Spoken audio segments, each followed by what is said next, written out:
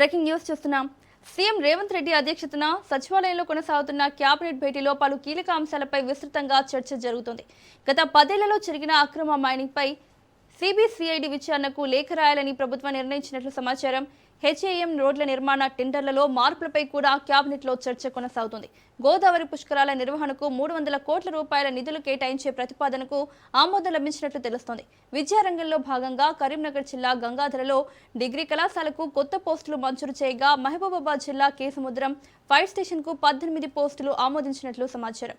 ఇందిరమ్మ ఇళ్ల 2వ విడత నిర్మాణం, కొత్త రేషన్ కార్డుల పంపిణీ, తెల్ల రేషన్ కార్డు లబ్ధిదారులకు జీవిత బీమా విధి విధానాల ఖరారుపై కూడా చర్చ జరిగింది.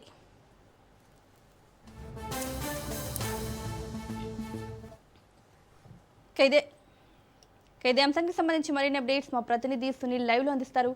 సునీల్, ముఖ్యమంత్రి రేవంత్ రెడ్డి అధ్యక్షతన తెలంగాణ సచివాలయం వేదికగా కేబినెట్ సమావేశం కొనసాగుతుంది. ఇందులో కీలక అంశాలపై కూడా కేబినెట్ నిర్ణయాలు తీసుకుంది. ప్రధానంగా ప్రస్తుతం పాఠశాల నిర్వాహకులకు, పాఠశాలలో చదువుతున్నటువంటి విద్యార్థులకు మధ్యాహ్న భోజనము, అల్పాహారము ఇస్తూ ఉంటారు. అయితే ఇప్పుడు జూనియర్ కళాశాలలో చదువుతున్నటువంటి విద్యార్థులకు సైతము ఉదయం పాలుతో పాటు అల్పాహారము, అదేవిధంగా మధ్యాహ్నం భోజనం కూడా ఏర్పాటు చేసేందుకు కేబినెట్ అప్రూవల్ తెలిపింది. ఈరోజు కేబినెట్ కూడా కీలక నిర్ణయం తీసుకుంది. దీంతో పాటు మరోవైపు తెల్ల రేషన్ కార్డులకు ఇప్పటికే చాలా మందికి గత 10 ఏళ్లుగా రేషన్ కార్డులు ఇవ్వనటువంటి వారికి ఇప్పటికే తెలంగాణ రాష్ట్ర ప్రభుత్వము రేషన్ కార్డులు మంజూరు చేసింది. ఇంకా మిగిలినటువంటి వారికి కూడా రేషన్ కార్డులు మంజూరుకు కేబినెట్ ఈరోజు ఆమోదం తెలిపే నిర్ణయం కూడా తీసుకునే అవకాశం ఉంది. దీంతో పాటు హ్యామ్ రోడ్ల నిర్మాణానికి సంబంధించిన టెండర్లలో జరుగుతున్నటువంటి వాటిపై కూడా ఈరోజు కేబినెట్ మరొకసారి చర్చించి దానిపై కూడా కీలక నిర్ణయం కూడా తీసుకునే అవకాశం ఉంది.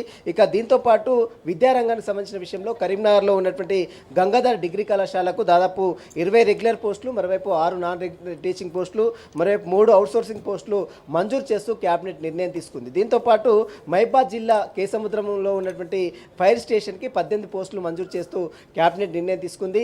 దీంతో పాటు గోదావరి పుష్కరాలు 2027 గోదావరి పుష్కరాలు తెలంగాణ రాష్ట్రంలో ఎంతో ప్రతిష్టాత్మకంగా నిర్వహిస్తారు కాబట్టి ఆ గోదావరి పుష్కరాల నిర్వహణకు మొత్తం 1000 కోట్లు కేబినెట్ మంజూరు చేసింది. మొదటి విడతగా 300 కోట్లు విడుదల చేస్తూ కేబినెట్ ఈరోజు అప్రూవల్ కూడా చేసింది, నిర్ణయం కూడా తీసుకోవడం జరిగింది. దీంతో పాటు బీఎస్ఎఫ్ కావచ్చు, అస్సాం రైఫిల్స్ సంబంధించినటువంటి సిఎస్ఎఫ్ కావచ్చు, అదేవిధంగా బీఎస్ఎఫ్ కావచ్చు, బార్డర్ సెక్యూరిటీ ఫోర్స్ సంబంధించినటువంటి సెంటర్లు, గ్రూప్ సెంటర్లు ఏర్పాటు చేసేందుకు కరీంనగర్ జిల్లాలో మానకొండూరులో, అదేవిధంగా మండలం వెలిది గ్రామంలో 4 ఎకరాలు, మరోవైపు చొప్పదండి మండలం రుక్మాపూర్లో 5 ఎకరాలు, గన్నవరం మండలంలో 5 ఎకరాలు కేటాయిస్తూ ఈరోజు కేబినెట్ నిర్ణయం తీసుకుంది. మిగిలినటువంటి కొన్ని అంశాలపై కూడా ఇంకా కేబినెట్ చర్చించి నిర్ణయం తీసుకునే అవకాశం. ఇందులో ప్రధానంగా ఫ్యూచర్ సిటీలో జర్నలిస్టులకు 500 ఎకరాలు, అంటే జర్నలిస్టులకు, ప్రజాప్రతినిధులకు, సివిల్ సర్వీసులకు 500 ఎకరాల భూ కేటాయిస్తూ ఇప్పటికే కేబినెట్ దీనిపై కూడా ఈరోజు చర్చించి నిర్ణయం కూడా తీసుకునే అవకాశం ఉంది.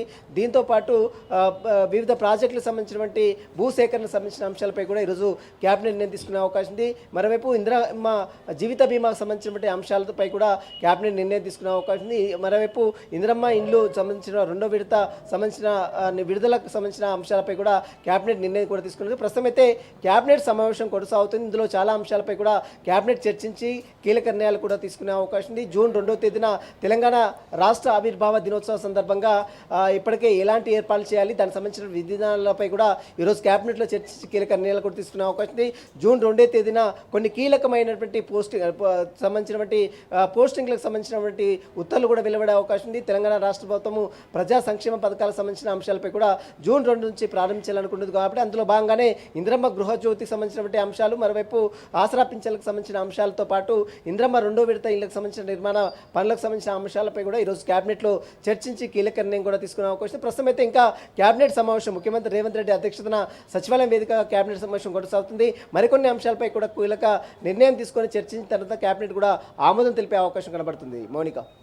Right, thank you.